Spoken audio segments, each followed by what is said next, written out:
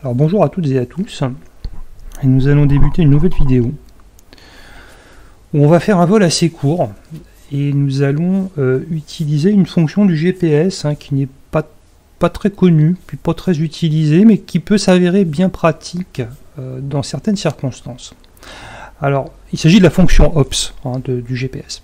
Alors je vais vous décrire déjà un vol, c'est un vol très très court, une cinquantaine de nautiques ici entre deux aéroports anglais. Dans ma vidéo précédente, je vous ai volé sur Guernesey.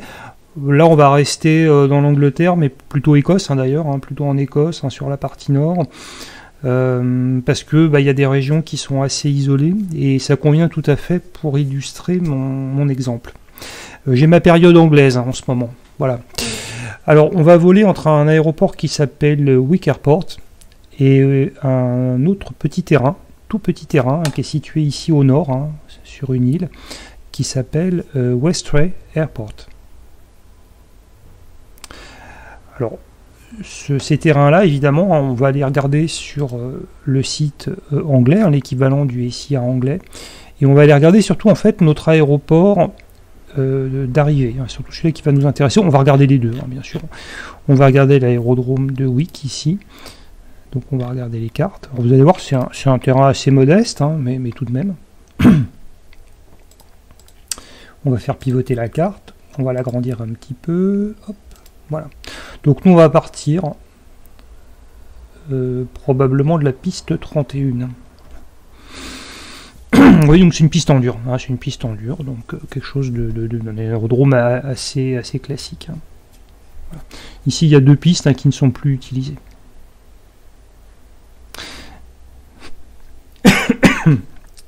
Voilà.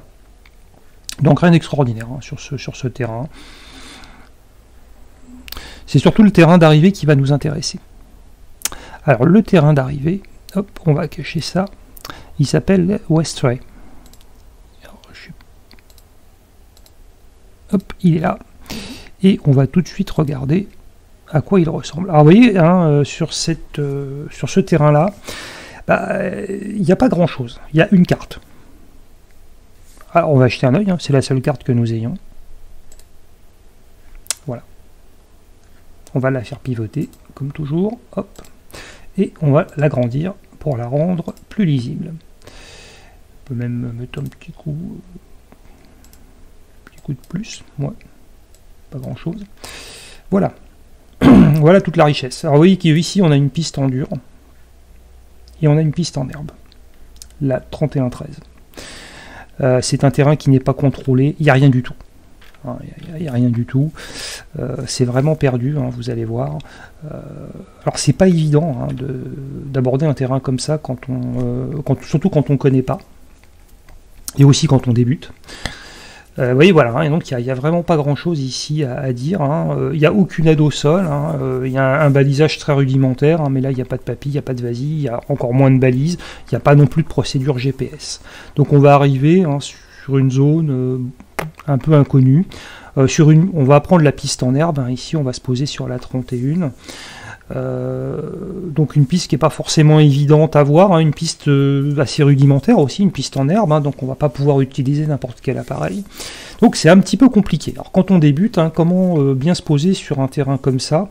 En fait c'est une situation finalement assez classique, c'est la situation que rencontrent tous les pilotes qui s'exercent dans les petits aéroclubs. Souvent ils ont des terrains comme ça avec des pistes en herbe, où il n'y a pas vraiment de procédure, il n'y a pas de balise, c'est pas contrôlé, donc les gens se contrôlent eux-mêmes, vous avez une fréquence où chacun décrit un petit peu ses intentions, et puis il faut être attentif à ce qui se passe autour. Bon, là en l'occurrence, c'est un terrain qui est vraiment très isolé, donc on va pas l'aspect, je dirais, circulation aérienne, on va le laisser de côté, c'est assez isolé, il n'y aura pas de problème, c'est pas Roissy-Charles de Gaulle, le trafic ne va pas être intense, c'est pas une raison pour pas être prudent, et on va voir justement quand même, on va être prudent. Donc comment est-ce qu'on arrive sur un terrain comme ça? Habituellement, quand il n'y a pas de contrôle du tout, on arrive en fait un petit peu au-dessus du terrain, on survole, on jette un œil, Et puis ensuite, hein, on fait un tour et on va se poser. Hein. On se dit, bon, ok, je vois à peu près la situation, et ensuite on se pose. Et là, c'est un petit peu l'expérience du pilote hein, qui fait que les choses se passent plus ou moins bien. Donc plus vous avez une expérience importante, et mieux c'est. Et puis bien sûr, les conditions météo hein, qui viennent parfois compliquer les choses. Si vous avez du brouillard, du vent, hein, des précipitations, si c'est la nuit, etc. Bon là, par exemple, de nuit, je pense pas que ça soit faisable parce que c'est probablement pas balisé. Hein, donc de nuit, ça paraît impossible de se poser sur un terrain comme ça. Je pense pas que ça soit éclairé. Encore que, il y a peut-être un petit balisage, peut-être que la piste en dur est balisée quand même, hein, c'est possible. Mais bon, c'est quand même assez compliqué. On note au passage, ici, un autre terrain, oui, un 29 pieds, hein, il est vraiment quasiment au niveau de la mer, hein, il est situé très bas. Habituellement, les appareils qui font un circuit de piste, ils volent 1000 pieds au-dessus du sol. Au-dessus de la surface. Donc il serait ici environ à 1000 pieds, hein, entre 1000 et 1100 pieds. Si nous on arrive ici à la même altitude et que par malchance il y ait un ou deux appareils, hein, ou plusieurs appareils qui sont en train de manœuvrer, on risque d'interférer avec leur trajectoire. Donc ça c'est un petit peu compliqué et c'est dangereux. Donc ce qu'on fait en général, c'est qu'on arrive encore 500 pieds au-dessus. Donc les appareils qui font leur circuit de piste, ils sont 1000 pieds au-dessus de la surface. Nous, on va se placer 500 pieds au-dessus de ces appareils. Si appareil il y a, on va donc arriver environ 1500 pieds au-dessus du sol. Donc ici, on va faire notre arrivée environ, on va compter 1600 pieds. On va compter un peu large, on va compter 1600 pieds pour être tranquille. Et on va se poser donc comme ça. Donc on pourrait tout à fait ici arriver n'importe comment, survoler notre terrain, ensuite faire un petit virage, l'équivalent d'un circuit de piste, une série de virages, venir s'aligner ici sur le 310, vous voyez que c'est le cap magnétique de la piste, descendre et nous poser. Voilà, on va faire ça. Et on va quand même se faciliter un petit peu les choses, justement. On va se payer le luxe. C'est pas une obligation, mais c'est pour illustrer mon exemple, mon propos. On va essayer d'arriver déjà, de faire notre arrivée ici, sur l'axe de piste. Vous voyez. Alors, si on regarde ici, vous voyez que la piste elle est orientée au 310, donc elle est orientée à peu près comme ça. Elle est orientée, je dirais, grosso modo sud-est, sud-est nord-ouest. Et vous voyez que nous on a une trajectoire ici qui est à peu près, qui est pas plein nord mais pas loin. On est quand même très au nord. Donc il faudrait arriver sur une trajectoire comme ça, un petit peu en diagonale par rapport à la trajectoire ici qui est tracée sur SkyVector, donc c'est pas forcément évident. Il faudrait arriver en fait un petit peu comme ça. Alors c'est pas forcément évident. Donc comment faire? Là on n'a pas vraiment de balises, on n'a pas trop d'aide, on n'a pas vraiment de moyens de navigation autour pour nous aider. Et le GPS avec sa fonction OBS va nous permettre justement d'arriver à peu près comme ça. Alors, on va voir comment, c'est assez simple, vous allez voir, c'est tout simple. Et je vais vous expliquer ça en cours de route. Voilà, donc ça on le garde sous le coude. Ici, je vous ai mis sur les cartes Bing pour vous montrer un petit peu là où nous allons nous rendre. Donc nous, on part d'un endroit qui est situé à peu près ici. Donc on est, voilà, Wick, c'est là. Hop, hop. L'aérodrome, il est là. Vous voyez. On peut même se mettre en satellite. Voilà, bon, hop là. Donc nous on va partir ici de la 31.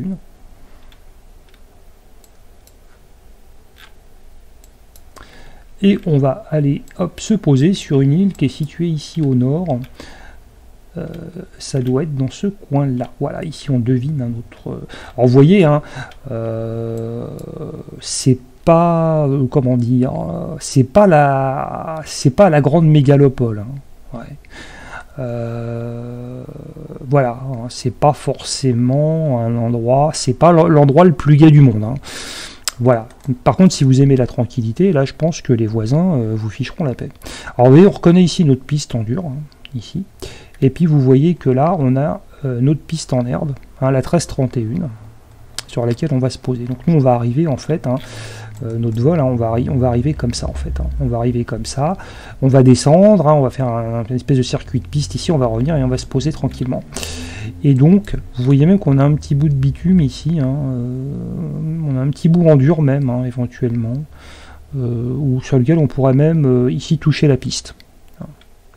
Alors pour faire un vol comme ça, quand vous voyez la tête de la piste, on va se dire qu'on va pas prendre un Antonov, parce que la piste elle est quand même très courte, elle est en herbe, donc il va falloir prendre un appareil quand même qui soit adapté à ce type de piste. Vous voyez la piste ici, elle fait 457 mètres de long, elle est en herbe, donc c'est un petit peu compliqué. Voilà. En tout cas pour les gros appareils. Un gros appareil ne pourrait vraisemblablement pas se poser, donc il va falloir rester sur des appareils assez simples. Alors dans ceux qu'on a vus, on pourrait tout à fait se poser avec un Cessna par exemple, même un Baron, je pense que ça pourrait le faire.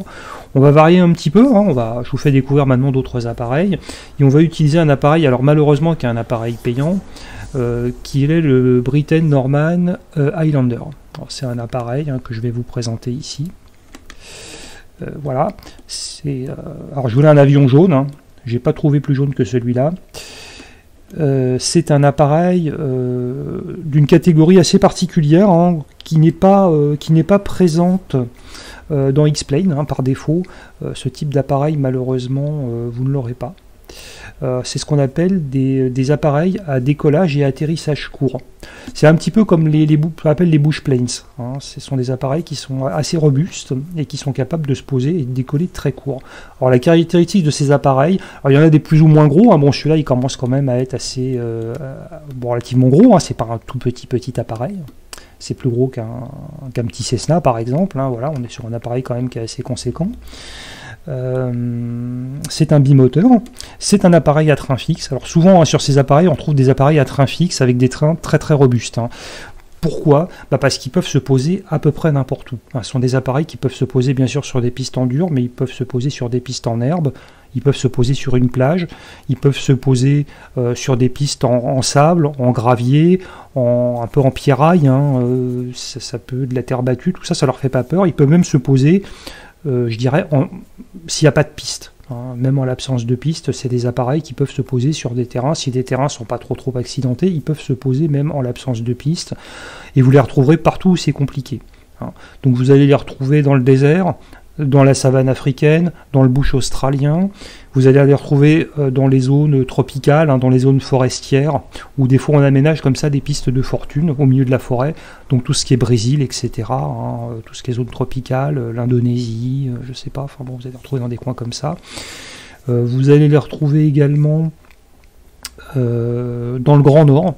Alors souvent ces appareils, beaucoup d'appareils comme ça, on peut adapter des skis en dessous, donc ils peuvent très bien se poser sur des terrains verglacés ou enneigés. Donc vous les retrouvez dans le Grand Nord canadien, aux États-Unis, l'Alaska, vous les retrouverez au Groenland, vous les retrouverez dans les pays scandinaves, voire des pays de l'Est également, on peut tout à fait les retrouver dans des zones comme ça assez froides. Je sais pas, la Pologne, la Russie, etc. Pourquoi pas, encore que ce sont des pays qui ont leurs propres appareils, donc ils n'iront pas forcément voler avec des appareils comme ça. Ça, c'est un appareil britannique. Le Britten Norman, c'était une compagnie, c'est un fabricant britannique. Donc les Russes n'achètent pas forcément des appareils britanniques. Eux aussi, ils ont leurs propres appareils qui sont assez costauds. Voilà, mais bon, après chaque pays, bien sûr, ces appareils, mais vous pouvez les retrouver dans des situations comme ça. Vous les retrouverez également beaucoup dans les îles. Alors là, justement, vous voyez, on vole sur une île. Pourquoi les îles ? Parce qu'ils font des petites liaisons entre les îles. Et ce sont souvent sur les îles des terrains qui sont assez rudimentaires, qui sont assez courts, qui ne sont pas hyper bien équipés. Donc ces appareils-là peuvent se poser sans problème et puis faire des petites liaisons pour amener du fret ou quelques passagers. Ils font comme ça, il y a des petites compagnies qui exploitent des lignes comme ça aériennes. C'est assez fréquent. Voilà. Ce sont des appareils généralement qui nécessitent très peu de maintenance. Alors, on les retrouve, on peut les entretenir très facilement, et généralement ça ne nécessite pas de matériel ou de personnel très qualifié. C'est de la mécanique très simple, donc ils peuvent être entretenus dans des pays où on n'a pas forcément beaucoup de moyens, ou dans des régions où on n'a pas forcément beaucoup de moyens pour faire de la mécanique. Voilà. Vous remarquerez aussi que souvent ils sont un petit peu haut perché. Hein. On a une garde au sol ici qui est assez importante. Bah, comme ils vont sur des terrains qui sont avec des cailloux, éventuellement peut-être des branchages, hein, on peut trouver des branches mortes, des arbustes, des choses comme ça. Il ne faut pas que les hélices ici prennent des projectiles. Hein.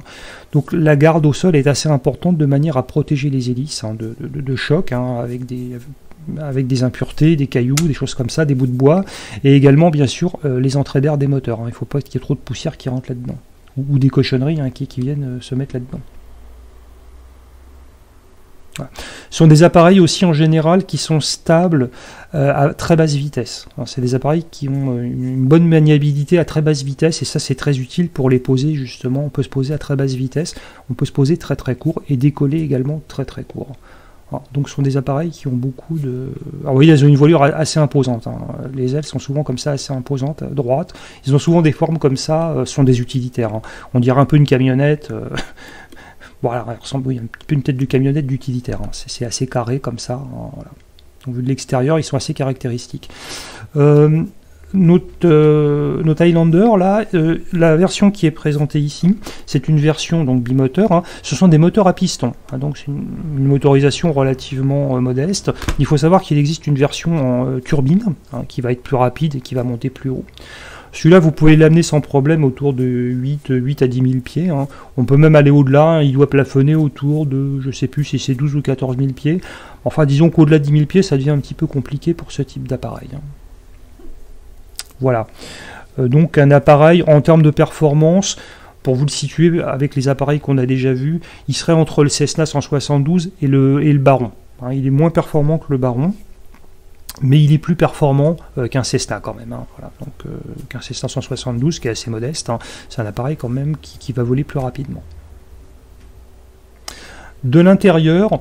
Alors, de l'intérieur, hein, bien sûr, on va le découvrir également de l'intérieur. C'est un appareil, je dirais, assez viril.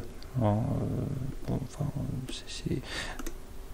c'est un appareil, voilà, c'est vraiment un utilitaire. Voilà, on le découvre ici. Hein, voilà, ouais, il n'y a rien de trop. Hein. Voilà. Hein, c'est assez dépouillé. Quand on regarde comme ça, on a l'impression qu'on est dans un avion russe. Hein. Les Russes font des avions comme ça. Hein. Les vieux avions russes ressemblaient un peu à ça. Bon, là, on a quand même le luxe du GPS. Sinon, il est bien équipé. Hein. Vous avez deux radios ici. Hein. Vous avez un ADF. Vous avez même un pilote automatique. Hein. Donc, il a tout ce qu'il faut pour naviguer. Hein. Mais c'est vrai que c'est assez dépouillé, c'est assez spartiate. Hein. Ça fait penser un petit peu, si c'était une voiture, je vous dirais que ça ressemblerait un petit peu au Lada, vous savez, des années 60, hein, les voitures de la grande époque hein, de l'Union soviétique, hein, les 4x4 Lada, c'était les Niva, je crois, hein, ça s'appelait. Bon, c'était des trucs, bon, ça passait partout, c'était assez costaud. Par contre, le confort, ça faisait pas partie du cahier des charges. Hein. Bon, voilà, là, c'est un peu la même chose, hein, vous voyez, c'est vraiment basique. Hein. Voilà. Mais c'est très agréable. Moi, j'aime beaucoup ce type d'appareil. Et c'est vraiment je trouve une belle réussite, si on aime ce genre d'appareil. Voilà, donc on va voler avec ça.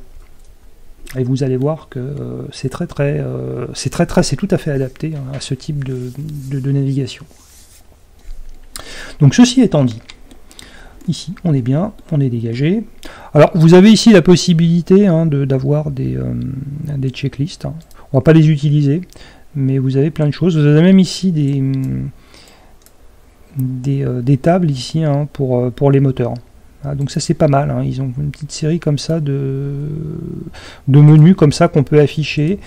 C'est pas mal du tout, c'est assez sympathique. C'est bien pratique. Voilà. Après on les utilise ou pas, hein, mais c'est pas mal. Ça évite d'avoir une documentation à côté. Donc ce qu'on va faire tout de suite, on va s'assurer que le frein de parc est mis. Donc là il est bien mis. On va se mettre hop, de la batterie.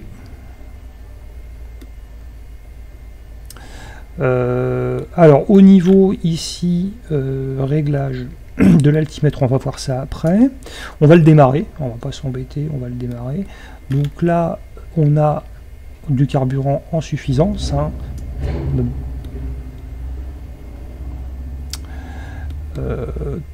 Toc, on va allumer les beacons, on va allumer ici les feux de navigation. On va mettre le casque, ça nous évitera d'avoir les bruits qui vont couvrir ma voix. Ensuite ici, on va commencer par démarrer le moteur droit, donc on va allumer la pompe droite. Alors, j'ai fait une bêtise, j'ai oublié un petit truc quand même, d'où l'intérêt des checklists. On va ici, voilà, il y a les vannes de carburant, hein, voilà, les vannes d'arrivée de carburant, là ça c'est bon, c'est ouvert.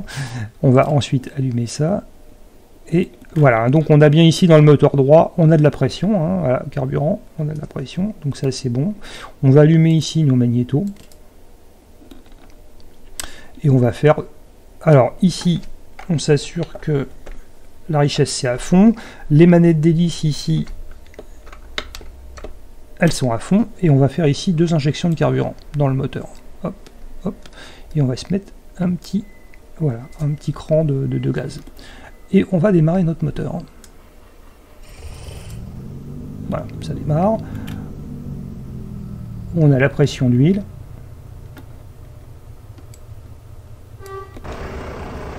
Okay. Ça tourne impeccable. Ici, on peut couper notre pompe à carburant.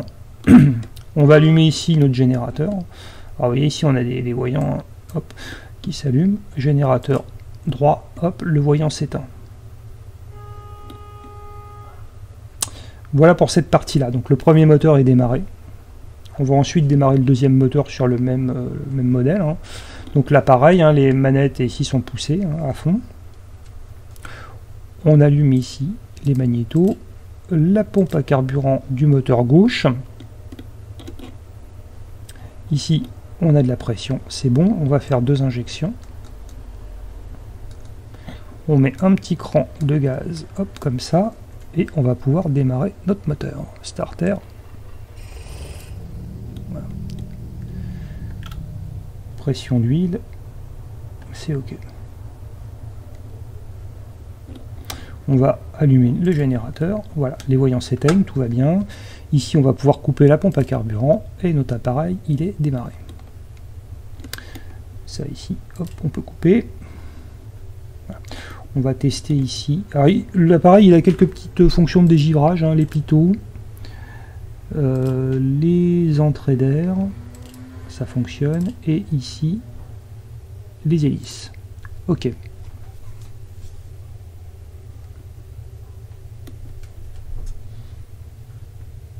Donc là, tout est bon. Alors, ce qu'on va faire, c'est que on va allumer maintenant nos radios. Toc, toc, toc. Le transpondeur en stand-by, on va le laisser comme ça. On va allumer nos feux de landing. Voilà. On va faire quelques essais moteurs. Hein. On va le laisser chauffer un peu les moteurs. Voilà. On va les pousser un petit peu. On va faire chauffer tout ça. Ensuite, notre plan de vol, bah, il est extrêmement simple. Voilà. Il est extrêmement simple, hein, puisque ici, on va voler directement. On va faire un direct tout ici, Westray. Alors, on va pas s'embêter. On va pas finasser. Hein, on va pas aller faire des digressions à droite à gauche. Donc, le code, c'est EGEW. Donc, on va faire un direct tout.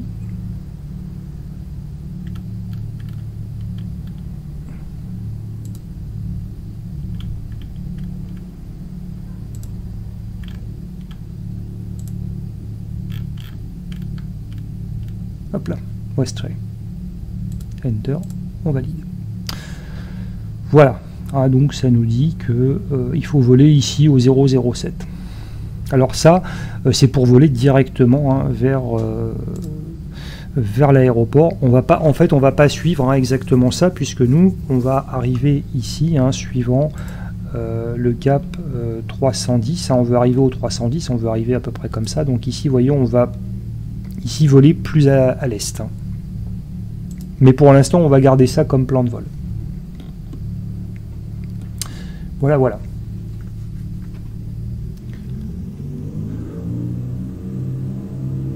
On va pousser un peu les moteurs.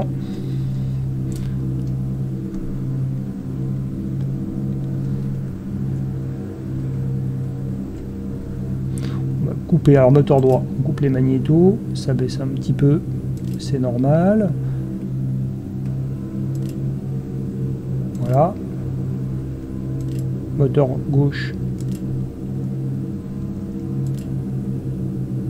Ok, c'est normal aussi. On va couper la génératrice du moteur droit. Ok. Ok, moteur gauche. Ok. On coupe la batterie. Environ 10 secondes. Ça a l'air de fonctionner, hein, donc il n'y a pas de problème. On va se mettre au ralenti. Ok. On va se mettre au roulage. Hein.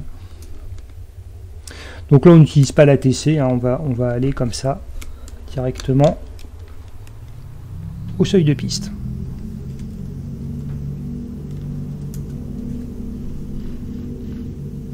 Alors c'est un appareil hein, qui a tendance à vibrer hein, quand on le pousse un peu. Il fait des bruits un peu bizarres, hein, mais c'est normal, hein, c'est assez rustique. Voilà. Donc il ne faut pas s'inquiéter plus que ça. Hein. Voilà, il demande un petit peu d'habitude, hein, mais bon, voilà, hein, c'est partie de ces appareils qui sont quand même assez peu luxueux, quoi. C'est vraiment un utilitaire. Hein. Donc ça fait du bruit, ça vibre. Bon, ça a des comportements un peu bizarres, mais bon, on s'y fait. Donc la piste 31, elle est à droite. Hein, donc ici, on a un point d'arrêt. Hop. Donc là, rien de particulier, hein, ni à gauche ni à droite. Donc, hop, hop, hop.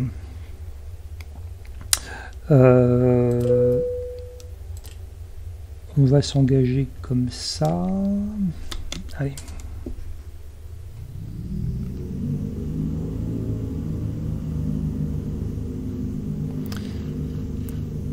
Alors c'est un seuil de piste décalé, hein, donc on va aller jusqu'au bout hein, de la piste. Hein. Bon, bien que ce soit un appareil qui décolle assez court. Hein. Ouais, voilà, le seuil de piste, et puis derrière, hein, donc le seuil de piste, hop, voilà, ça continue. On a une partie supplémentaire qu'on peut utiliser pour le décollage. Hein, je vous le rappelle, une piste comme ça, on peut utiliser la totalité de la piste pour décoller. Par contre, pour atterrir, non, hein, on ne peut pas atterrir sur cette partie-là.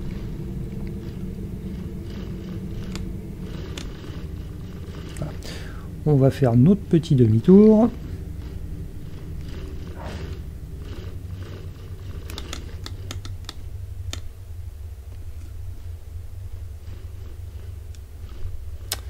Hop là. Voilà. Donc ici, on a le frein de parc qui est engagé. On va mettre notre transpondeur en mode Charlie, hein, Alt. On va engager les pompes à carburant. Toc, toc. Voilà, voilà. Alors, j'ai pas calé l'altimètre. Alors, je crois pas qu'il y ait d'ATIS hein, sur ce terrain-là. Donc, on va passer comme ça. Voilà, 125 pieds, hein, vous voyez. Donc, on est pas trop mal. Voilà, pas trop mal réglé. On a 29,92. Bon, bah, ce sont les conditions standards. 29,92. Ouais, on va considérer qu'on n'est pas trop mal. Hein. Voilà, on va considérer que notre altimètre, il est calé. Ça c'est ok, ça c'est ok aussi. Côté moteur,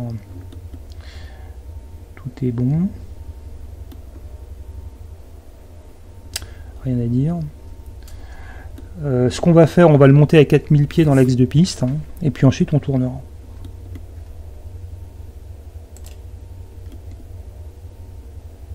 On va engager ici un cran de volet. La réchauffe carbu, elle est coupée, donc ça c'est impeccable. On va aller regarder là-haut. Donc voilà, on a un cran de volet qui est mis.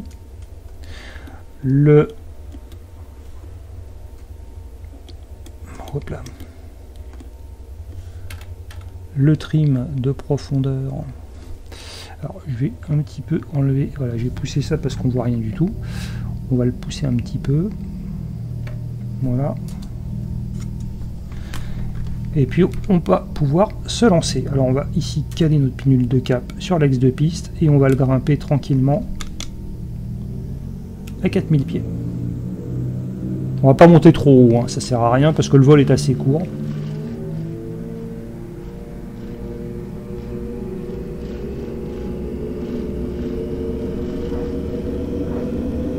Oui, ça vibre. Hein. Allez, rotation. Hop, il part. C'est autour de 60 nœuds. Hein.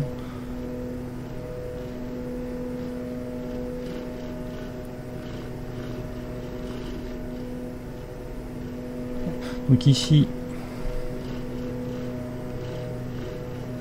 on monte tranquillement.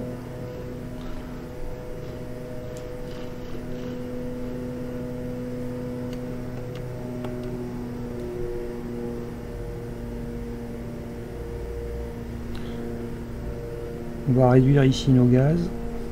Hop, et on va réduire nos RPM hein, pour la montée. Voilà. On va le mettre en pilote auto. Toc. Voilà. Donc là, il suit l'axe de piste. Hein. On va relâcher tranquillement les commandes. On va pouvoir ici couper les pompes à carburant. On va rentrer notre cran de volet. Je n'ai pas fait, c'est pas bien. Bon, les passagers, allez hop. Hein, les petites loupiottes de la cabine, on coupe aussi. Ça, on va couper aussi parce que bon, ça va, il fait pas froid. Il n'y a pas vraiment de risque de givrage pour l'instant. Voilà, on monte autour de 900 pieds minutes, hein, on n'est pas trop mal. Voilà, voilà. On va le monter ici, hein, avec ici 25 pouces à peu près en pression d'admission et 2500 tours minute. Hein. On va le laisser monter comme ça. Pour ce type d'appareil, c'est pas mal. Voilà, voilà. Je crois que j'oublie rien. On touchera pas à la mixture, hein, parce qu'à 4000 pieds, on va pas s'embêter avec ça. Hein. La mixture, on commence vraiment à y toucher généralement au-dessus de 5000. Hein, donc là, on va voler plein riche. Il n'y a pas de problème. Voilà, voilà, on a du carburant, tout est ok. Ici, c'est bon. Les volets sont rentrés. Les paramètres moteurs, c'est bon aussi. On le laisse grimper.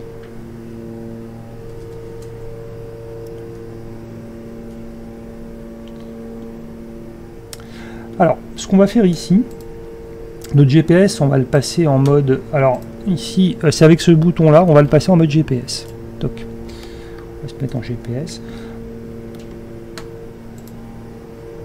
Et ce qu'on va faire, on va ici, donc, chercher... Alors, la carte ici, bon, je peux la laisser. Hein. On va chercher ici, arriver suivant l'axe ici 310. Donc, ce qu'on va faire, c'est que ici, on va afficher le... Hop là, on va afficher le 310. Voilà, là-dessus. Et on va ici enclencher la fonction OPS.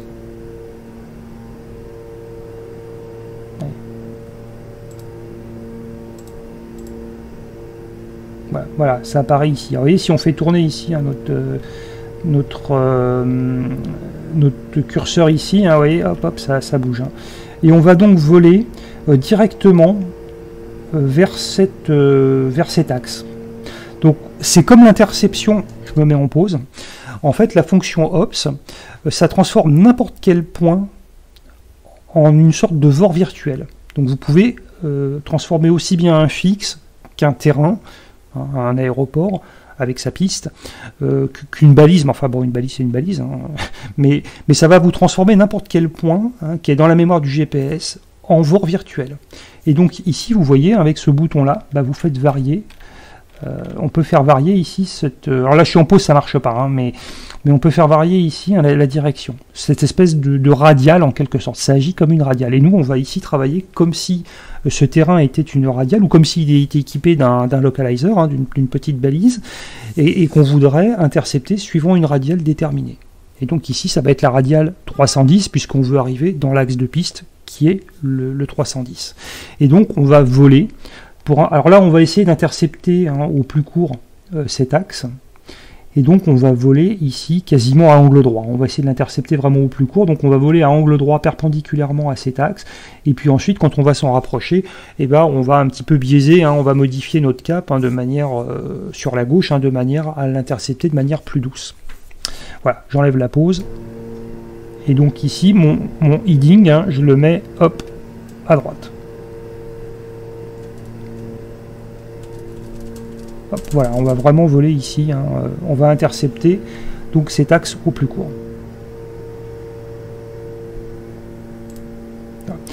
On arrive ici à 3600 pieds, hein, donc on va pas tarder à stabiliser notre appareil. Alors, vous voyez ici on a un petit peu de brouillard, de nuages. On va réchauffer les pitot. Toc. Donc ici, attention, attention, voilà, on arrive presque à 4000. Allez, hop, on stabilise. Voilà. Donc maintenant on va s'occuper de nos moteurs, hein. Alors bon bah là du coup notre donc nos gaz, hein, comme on est monté, hein, ça s'est un petit peu cassé la figure, hein. Ce qu'on va faire, c'est qu'on va ici réduire les RPM, hein, ici, donc on va tirer sur notre manette d'hélice et on va se mettre à 2300 tours. Voilà. Et ici on va se mettre à 23 en pression d'admission. Voilà, on y est sensiblement, on y était déjà.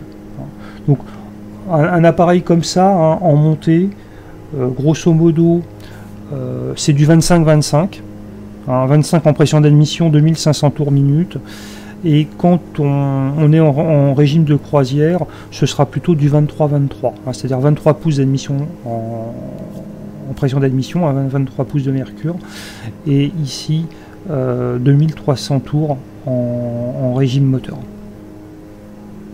Et vous voyez ici, hein, on fait du 130 nœuds en vitesse indiquée. Donc ce que je vous disais, hein, il est entre le Cessna et le Baron. Le Baron, je vous rappelle, hein, il fait du 150 en vitesse de croisière, il est autour de 150-160 nœuds. Hein, il est un petit peu plus performant quand même.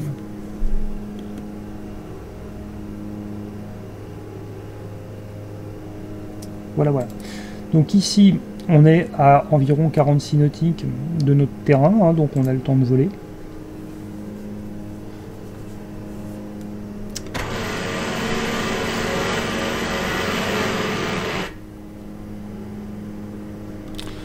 On va mettre toc, toc. Un petit peu de chauffage, voilà. Même de la lumière. Tout fonctionne, hein, il est vraiment très bien ce petit appareil.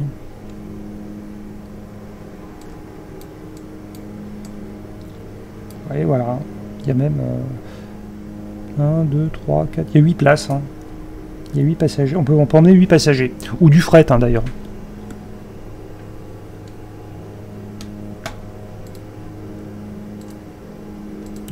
Donc ce qu'on va faire, hein, on va le mener comme ça, puis ensuite ici on va arriver comme ça.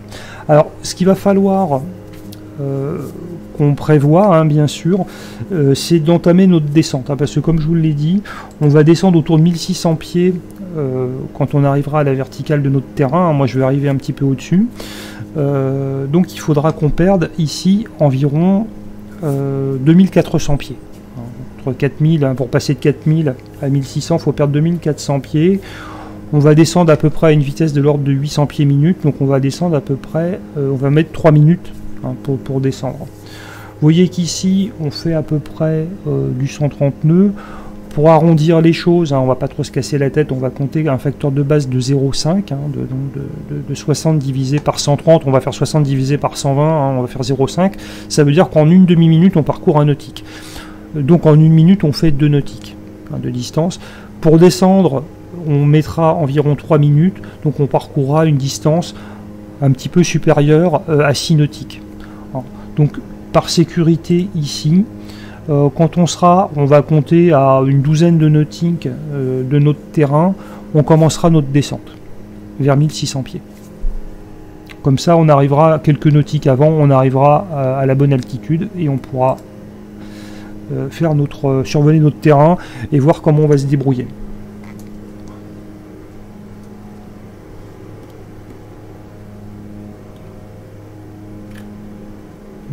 Alors au passage, hein, sur les moteurs ici, bon, vous avez classiquement, hein, sur ce type d'appareil, comme c'est une hélice à calage variable, vous avez la pression d'admission, vous avez ici le régime de l'hélice, la pression de carburant, on a ici la pression d'huile, la température d'huile, et puis en dessous vous avez ici un dernier instrument, enfin un avant-dernier instrument, hein, qui vous donne à gauche la température hein, des gaz d'échappement. Donc ça vous sert pour ici la mixture. Vous voyez, hein, si on joue dessus, voilà, on augmente les gaz. Hein. Bon, alors on va pas s'amuser avec ça. À droite, ici vous avez la température de culasse. Et en dessous, vous avez un dernier truc, hein, c'est la... Alors ça, on voit ça sur certains appareils, c'est la température du carburateur. Voilà. Donc, ce qui vous permet éventuellement hein, ici d'aller jouer sur la réchauffe carbu, si besoin. Voilà, c'est un petit instrument hein, qu'on a parfois sur certains appareils.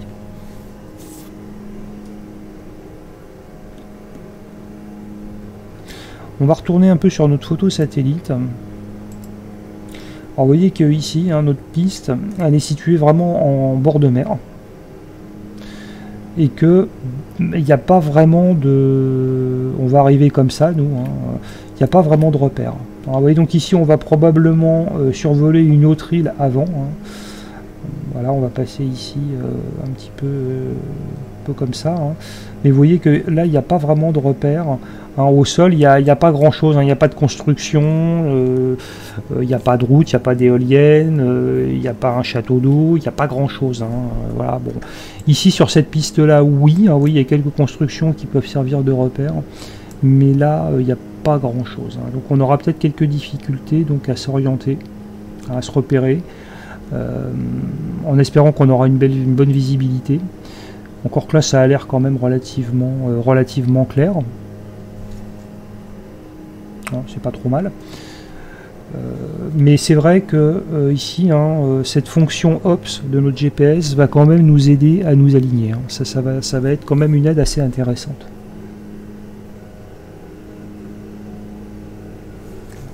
On est environ ici à un quart d'heure hein, en ligne droite. Hein.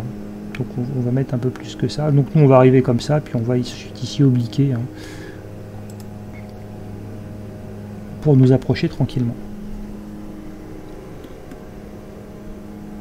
Dans cette catégorie d'appareils comme ça, à décollage et atterrissage court, sous X-Plane, il y en a pas mal, hein, si vous aimez ce type d'appareil.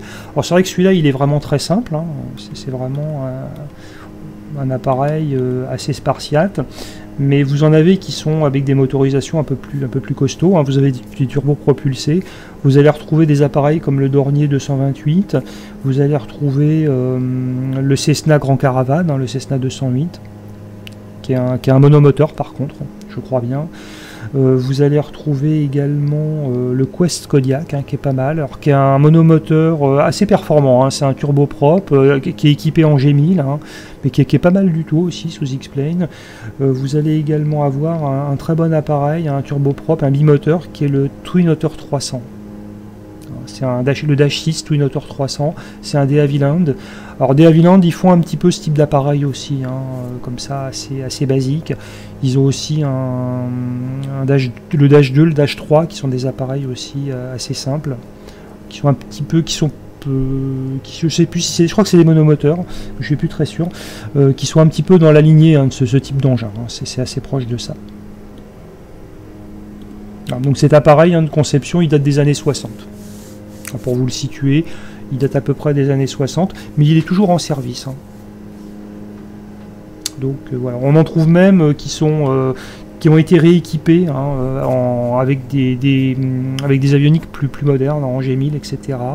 Il y en a comme ça qui ont été rééquipés complètement, qui ont été modernisés. Donc pour vous dire que c'est pas des appareils qui sont complètement démodés. Hein. Leur conception elle est assez ancienne. Mais néanmoins, ils ont toujours leur utilité.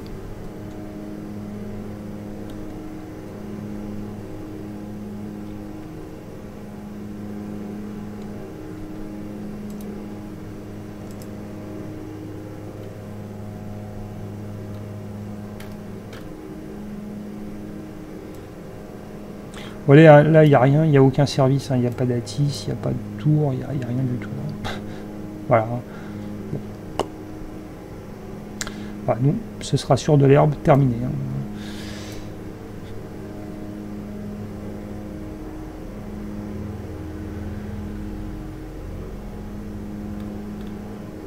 On a ici quelques petits obstacles, hein, mais ça ne nous concerne pas.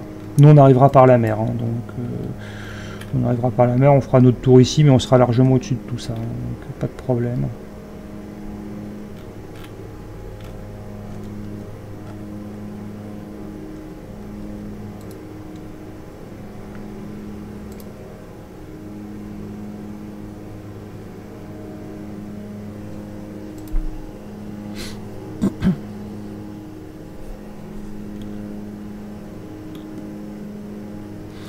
Alors on peut jeter un petit coup d'œil hein, sur les... voilà, il y a des petites choses comme ça où on peut ici hein, manuellement, enfin pas par cette espèce d'interface, on peut ouvrir les portes. Alors ça c'est à l'arrêt, hein, bien sûr, quand l'appareil est au sol, hein, on peut ici ouvrir les portes, les fermer.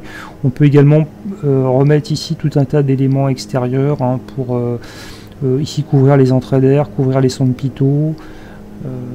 Également ici des cales pour les roues.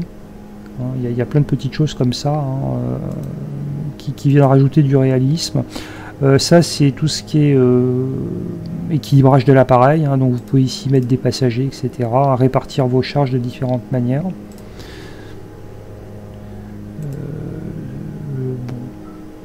Là c'est tout ce qui est maintenance. Donc là vous pouvez effectivement c'est en fait un peu simuler de l'usure hein, en fait sur vos sur votre appareil.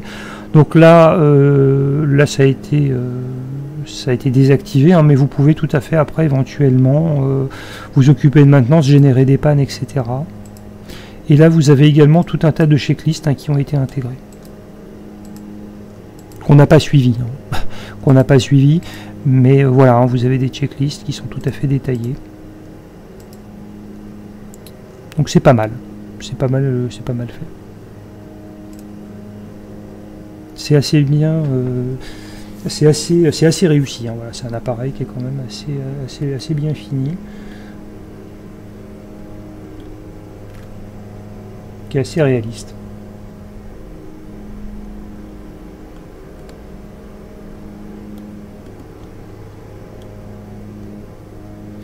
Donc en haut ici on a deux grosses vannes de carburant, hein, bâbord tribord, hein, gauche et droite,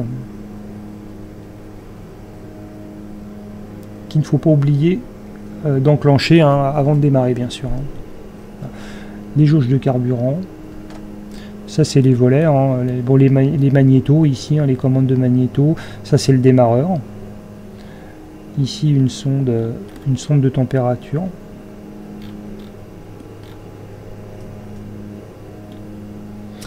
Il est équipé, vous voyez, aussi d'un DME, hein, donc on peut faire des approches DME, on peut utiliser cette fonction. Donc c'est un appareil qui est quand même pas mal équipé en avionique, hein, ça permet de faire pas mal de procédures.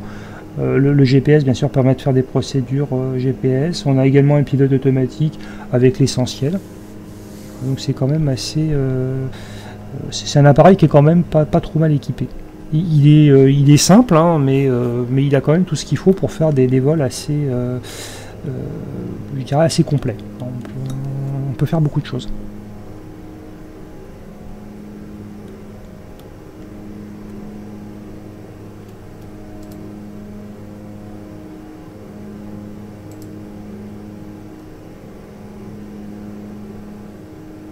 On va attendre un petit peu, puis ensuite on va obliquer hein, sur la gauche.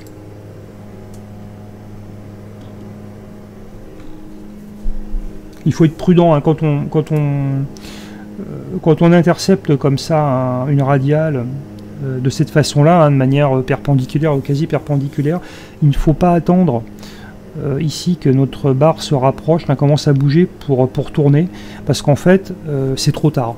En général, on n'a pas le temps, même si on vire vraiment immédiatement, en général, on n'a pas le temps de virer suffisamment rapidement et on overshoot notre axe. On se retrouve de l'autre côté, donc on est obligé de faire un truc un peu comme ça, de faire une trajectoire un peu compliquée. Donc il vaut mieux ici hein, venir, quand on se rapproche suffisamment, venir ici à 45 degrés pour faire une interception plus progressive. C'est beaucoup plus agréable.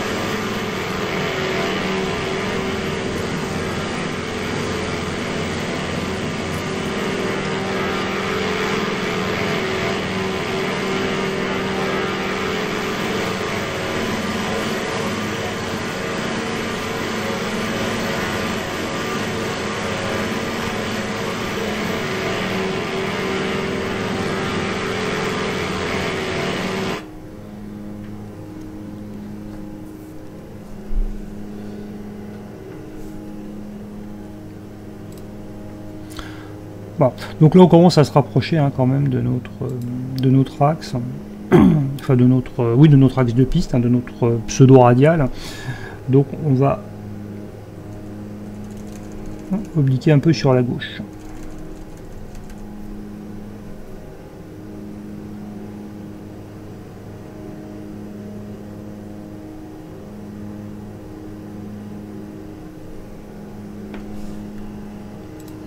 De manière ici à l'intercepter plus progressivement.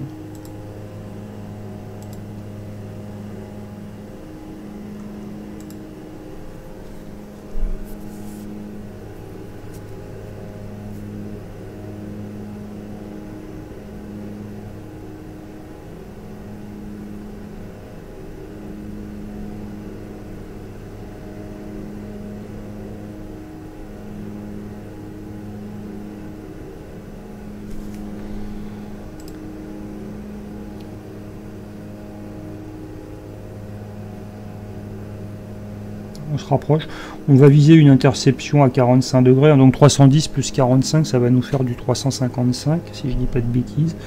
Donc on va ici, hop, aller à peu près au 355. Hein.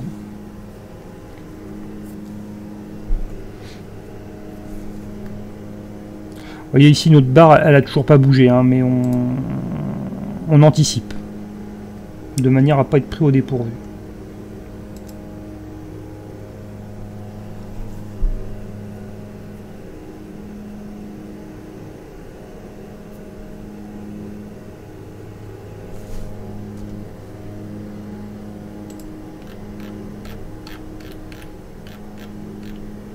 Oui, voilà, on a fait une trajectoire finalement assez propre. Hein. Et notre terrain, il est là. Alors attention, faut pas se laisser surprendre. Hein. Et que là, on est. Donc on va encore ici. Hop. On va obliquer encore à gauche. Hein. Vous voyez, ça y est, notre barre se rapproche très vite. Hein. Donc là, on va pas attendre. Hein. Il faut être très attentif. Hein.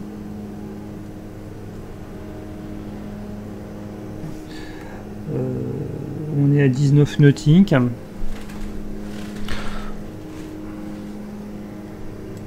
On va pas tarder à descendre. Hein. Voilà. Donc là, on va se centrer tranquillement. On va attendre que l'appareil se centre. Et on va pas tarder à descendre du tout. 19 nautiques. Ouais. Donc l'idéal, hein, ce serait d'arriver à peu près dans l'axe. Ça va nous aider à repérer notre terrain et notre piste et de prendre des repères. Voir si on peut sur place. Bon, là sur la photo satellite, apparemment, il n'y a pas vraiment de repères à prendre. Hein, il n'y a pas grand chose.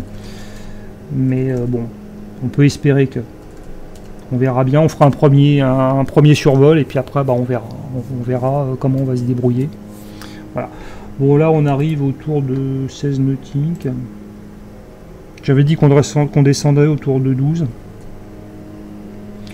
Mais bon, à la limite, on peut commencer à descendre. C'est pas un problème. Donc, on va ralentir notre appareil hein, pour pas prendre trop de vitesse. On va réduire ici nos gaz. Comme ça. Et on va augmenter ici à 2500 tours hein, nos hélices. Pas trop. Voilà. Donc, vous voyez, ça vibre un peu, c'est normal. Et maintenant, on descend.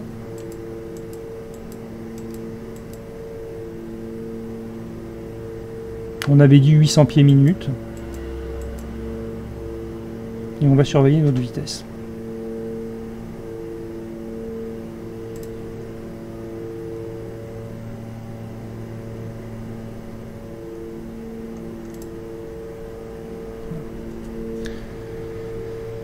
On n'est pas trop mal. Ici, en ce qui concerne notre interception, on va mettre 3 degrés à droite. Donc là, pour l'instant, on est dans le brouillard, hein, on voit pas grand-chose. On va... Ah bah les feux de Lénique, je les avais pas éteints, donc bon, bah ok, c'est pas un problème.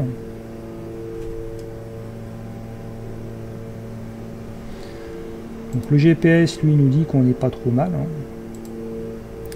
Et ici, on est presque centré. On est peut-être un petit peu trop à gauche. On va remettre 2 degrés.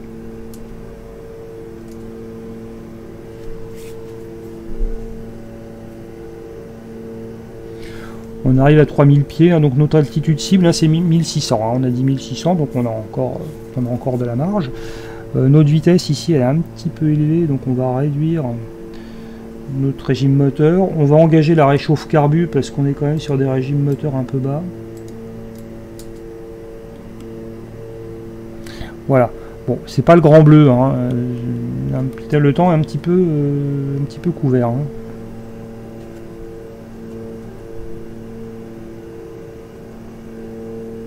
On est sensiblement aligné ici, hein, donc je reviens un peu sur la gauche. Voilà. Donc vraisemblablement, notre terrain se situe probablement ici. Je me mets en pause. Hein. Hop, sur la carte. Hein. Vous voyez, on avait une île ici. Une première île, une petite île, enfin un petit îlot. Et notre terrain, il est sur la deuxième île en fait. Hein, il est juste derrière cette île. Et là, vous voyez que ici, on a l'impression hein, qu'on voit justement ça et derrière quelque chose d'autre. Donc notre terrain, il est probablement quelque part ici. Vous voyez ici, on est parfaitement aligné, hein, donc il doit être devant nous. Bon, avec une marge d'erreur, hein, parce que c'est pas non plus d'une précision.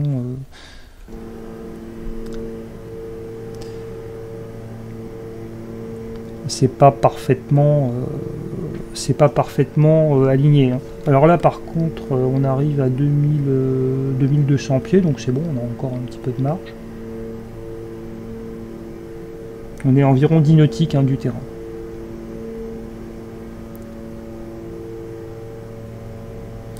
On va arriver à 2000, donc attention. Hein,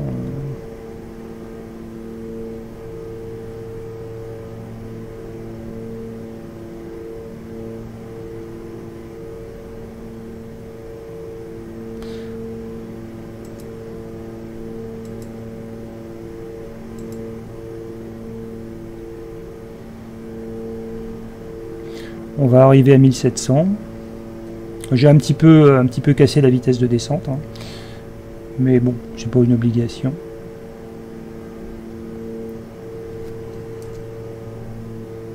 Allez, toc, on fixe notre altitude.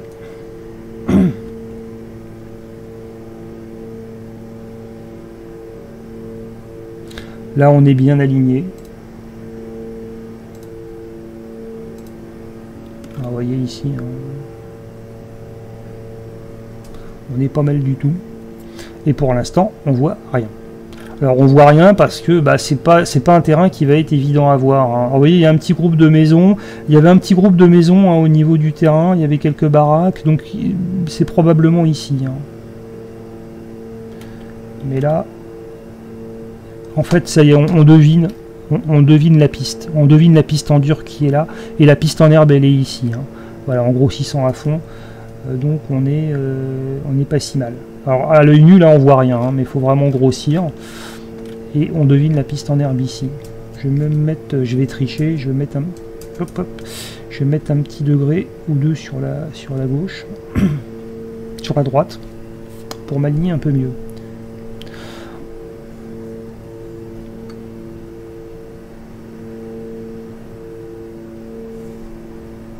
On va chercher un petit peu à ralentir notre vitesse, hein, un petit peu à casser notre vitesse. Donc là, on va augmenter un petit peu les RPM, hein, on va pousser un peu les manettes d'hélice. Voilà. Ça vibre, c'est normal. C'est un appareil comme ça.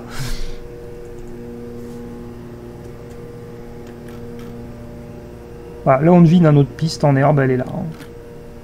Elle est ici. Donc vous voyez, hein, le GPS permet vraiment... ici, hein, cette fonction hop, ça permet vraiment de nous aligner avant de voir quelque chose, parce que là, pour être honnête, on voit rien du tout. Hein. Voilà, hein, donc ça permet vraiment hein, de s'aligner correctement bien à l'avance. Voilà. Donc notre vitesse ici, elle est autour de 90 nœuds, hein, 85, 90 nœuds, enfin 90 nœuds plutôt, 90, 95 plutôt. On va rester comme ça. Donc là maintenant on a du visuel. Hein. La piste, on la devine quand même, hein, on la devine un peu plus. Donc là, maintenant, hop, on peut s'aligner dessus visuellement. Alors, le GPS ici hein, nous a un peu mâché le travail. Hein.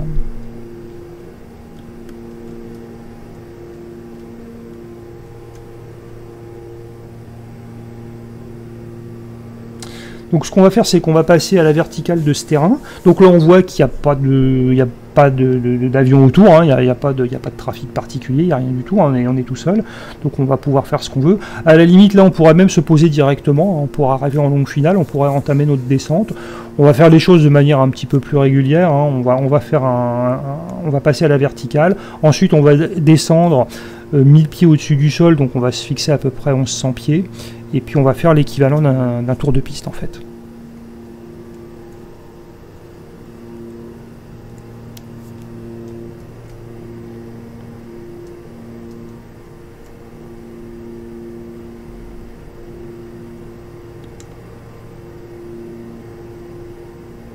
Donc vous voyez là on est pas mal aligné. Hein.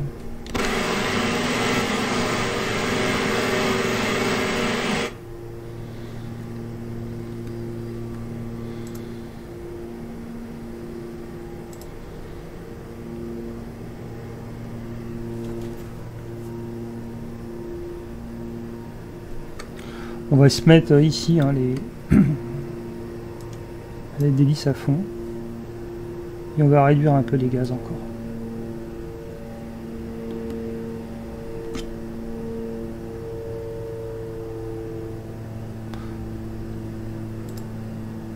Donc là on est à la verticale du terrain.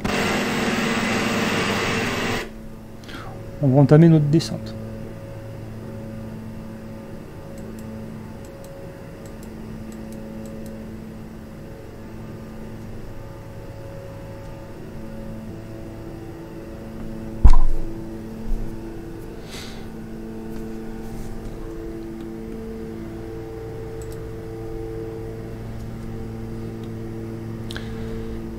Donc on va laisser passer le terrain. Hein.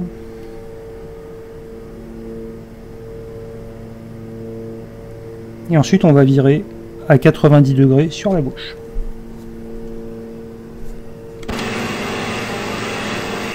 Donc c'est ce qu'on va faire.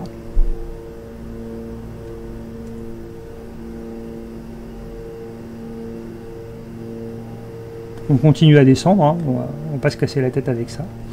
Alors ici on va couper le réchauffage des pitot, je pense que j'en ai plus besoin.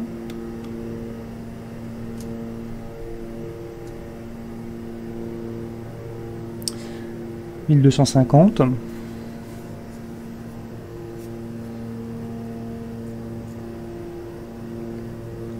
1200. Hein.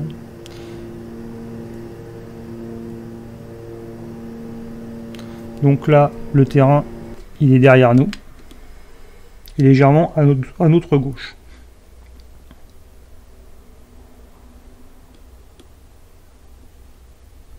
Voilà, notre piste, hein, vous voyez, le terrain est là, donc on est comme ça, le terrain il est bien derrière et à gauche, enfin à gauche par rapport à nous, quand on est dans le bon sens.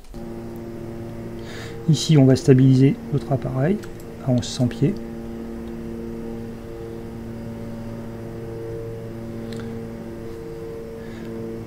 Et on va à nouveau tourner à 90 degrés sur la gauche. Donc là, on va arriver vent arrière.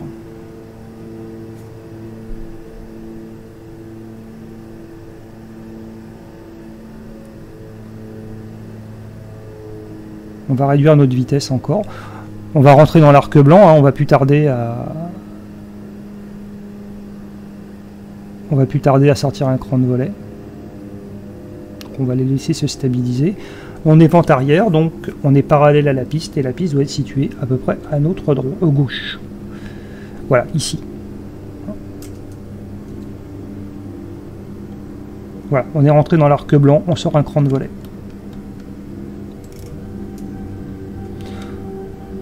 On va ici engager les pompes à carburant. On a du jus, les volets sont bien sortis. Notre vitesse Alors on va remettre un petit peu de gaz, hein, parce que notre vitesse elle descend quand même avec le cran de volet, hein, voilà, on va se remettre autour de 15 pouces ici en admission. Voilà.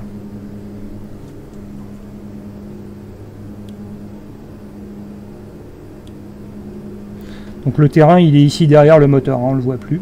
Et là vous voyez on a notre île, hein. Donc notre île ici c'est un bon repère finalement. On va virer dessus, hein.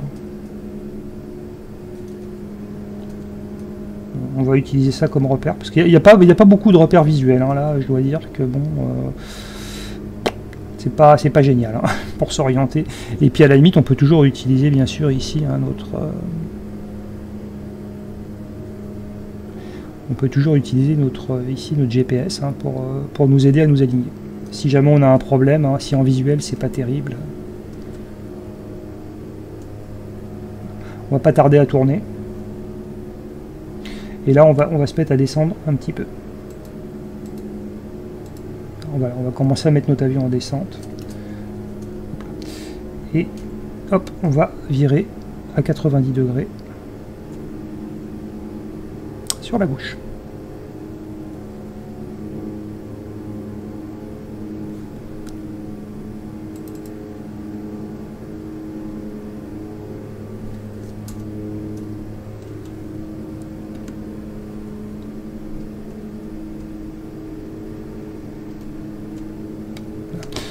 Notre piste, elle est là, hein.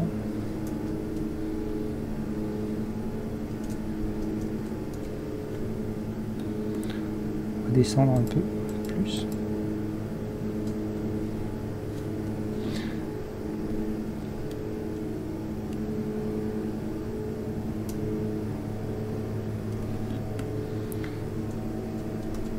On va commencer à tourner, hein.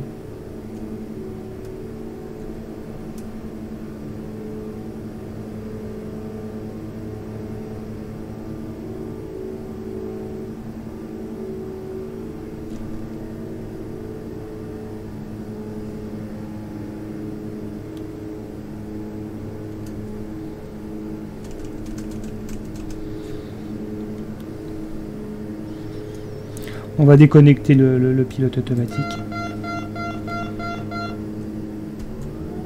Un deuxième cran de volet. Et on va le finir manuellement, hein, ce vol.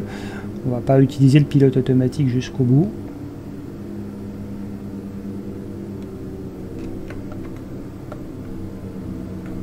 Donc là, on a de la chance, hein, c'est bien visible, hein, on n'a pas de problème. Vous voyez là, on est autour de 70 nœuds, hein, donc on est pas mal, hein.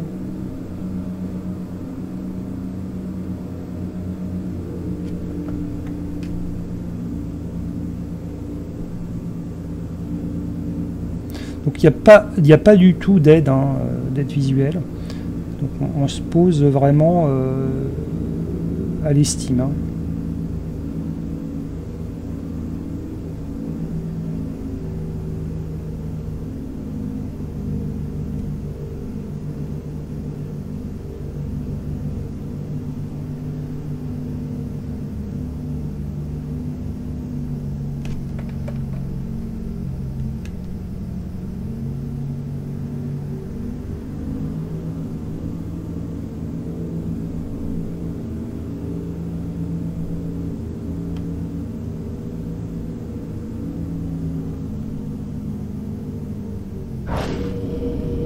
Voilà, hard landing, hein. Bon, j'ai touché brutalement.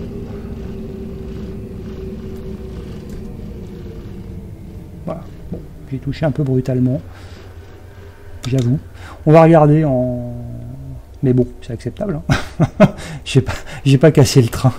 Mais bon, voilà, bon, pour vous dire que c'est pas forcément... on réussit pas tout à chaque fois, hein. Voilà. On va quand même couper le transpondeur. On va rester sur la piste, hein. On va couper les feuilles de landing. On va rentrer nos volets. Voilà. Allez, on va se repasser nos exploits. J'ai touché si dur que ça. J'ai pas eu l'impression. C'est marrant.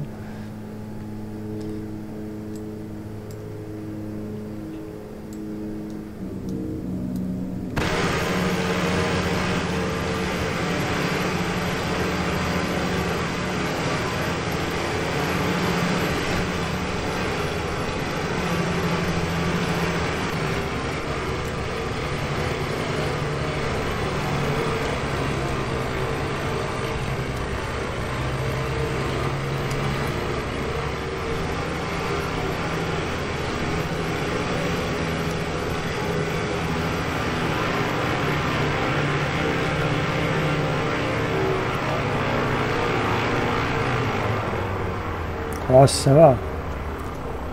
C'est pas cata quand même. Je m'attendais à... Ouais, bon, hard landing, d'accord. Bon, j'ai peut-être touché un peu brutalement. Non, je m'attendais franchement à pire que ça. J'ai pas eu l'impression que je touchais si brutalement que ça.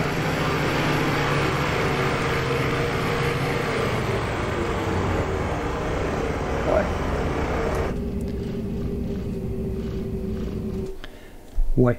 Hard landing, bon d'accord, je veux bien, mais bon, c'est pas cata quand même. Hein. Allez, je vais pas me mettre un 20 sur 20, mais... Bon, j'ai fait des atterrissages plus durs que ça, hein, personnellement. Voilà, bon maintenant, voilà. Donc, bon voilà. J'espère que vous ferez mieux que moi. Je suis certain que vous ferez mieux que moi. Voilà. Bon, j'aurais peut-être pu toucher un peu moins brutalement, mais enfin bon, je pense que ça reste quand même acceptable. Voilà. Tant pis pour les passagers.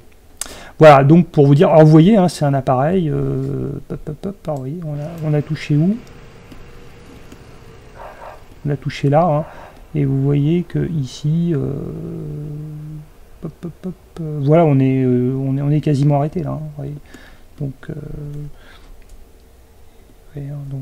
voilà, hein, on s'est arrêté ici. Hein. Donc, vous voyez, hein, on a vraiment là sur une piste qui est quand même assez courte. Hein, vous voyez, c'est un appareil vraiment qui n'a pas besoin de grand chose pour se poser. Hein. Voilà, voilà. Donc petite démonstration de cet appareil. Démonstration donc de la fonction ops ici que vous pouvez utiliser. Alors attendez, on va se remettre en normal. Petite donc illustration hein, de l'utilisation de cette fonction ops hein, du GPS. Et donc vous voyez ici, hein, quand vous utilisez hein, cette touche, après ici quand vous touchez ça, voilà, hein, vous pouvez faire pivoter hein, votre axe. Donc c'est quand même très utile. Alors ça va être utile hein, sur ce genre de situation, c'est quand même une aide assez intéressante, hein, parce que ça permet de bien s'aligner sur l'axe de piste quand on n'a pas toujours des repères visuels qui sont très bons. Ça peut vous aider également si vous êtes... Par exemple, en approche sur un terrain comme ça, un peu rudimentaire, qui est très encaissé avec du relief à gauche et à droite, hein, qui est au fond d'une vallée assez étroite, ça peut vous aider pour bien vous aligner et puis pas être trop près de la roche, hein, parce que c'est vrai que parfois, si on s'éloigne un petit peu, on a le relief qui est pas loin, ça peut être dangereux, ça peut permettre hein, de vous aligner comme ça correctement sur l'axe de piste. Donc c'est quand même une fonction qui est assez utile, je trouve. Voilà. Elle n'est pas très connue, elle n'est pas très utilisée, mais néanmoins, c'est quand même assez utile quand on n'a rien, hein, quand on n'a pas de balise, quand on n'a pas de procédure GPS ou autre. Ça permet quand même de vous préparer un peu le travail avant. Voilà. Donc une petite fonction supplémentaire hein, de ce GPS que j'espère vous aurez apprécié. Je voulais aussi vous faire découvrir cet appareil, hein, ce Britten Norman Highlander qui est quand même pas mal du tout. Un bel engin, assez agréable, un rustique à souhait, mais bon moi j'aime beaucoup ce type d'appareil. Et vraiment, si vous aimez les appareils comme ça assez simples, je pense qu'il ne vous décevra pas. Voilà. On va l'arrêter proprement. Alors, on va l'arrêter.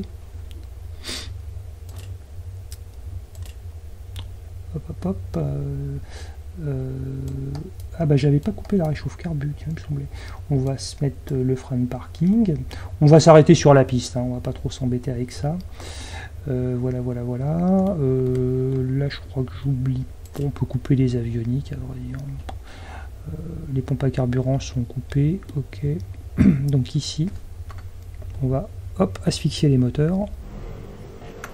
Voilà. On va couper ici les magnétos. Tout ce qui est ventilation. Hop. Les radios ici, bon bah du coup, on va couper les boutons. Bon ça c'est fait. Hop.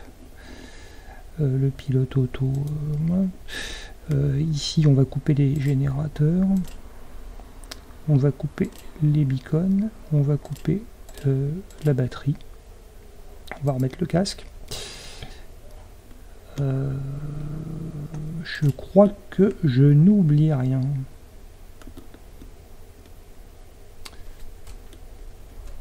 Alors attendez ici. Le trim. Ah bah ici j'ai pas de batterie. Voilà. Le trim, on va le recentrer pour faire les choses proprement. Voilà, je crois que j'oublie rien. Si, les manches, éventuellement, ça peut toujours servir. Voilà, voilà, donc notre appareil. Hein. Voilà. Donc ici, on peut même s'amuser hein, à le... Pof, ici, à remettre hein, toutes les protections, toutes les cales, etc., etc. On peut même permettre à nos passagers de descendre. Voilà, là, il est... Bon, c'est peut-être pas très régulier de l'arrêter sur la piste, hein, mais on va se terminer comme ça. Vous voyez, voilà, là, il est vraiment bloqué. Hein, il est au parking, là. Bon, mais alors, malheureusement, bon, là, c'est vrai que j'aurais peut-être pu le mettre ailleurs qu'au milieu de la piste, mais bon, on va s'en contenter. Alors, c'est pas très... Oui, c'est vrai que j'aurais peut-être pu me garer ici, mais c'est pas grave. On va finir comme ça, voilà. Voilà, petite illustration hein, d'un vol avec cet appareil.